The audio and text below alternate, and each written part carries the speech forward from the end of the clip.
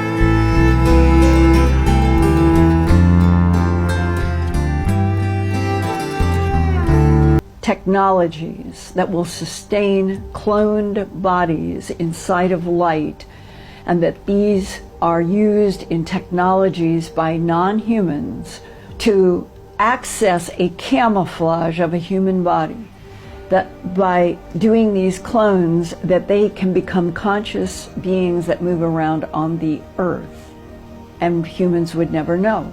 Would that explain why in the evolution of standing up primates on Earth, if you go back, say 35, 45,000 years, and you come to the overlap with Neanderthal, they didn't start their experiment out to end up with 5 different genetic populations.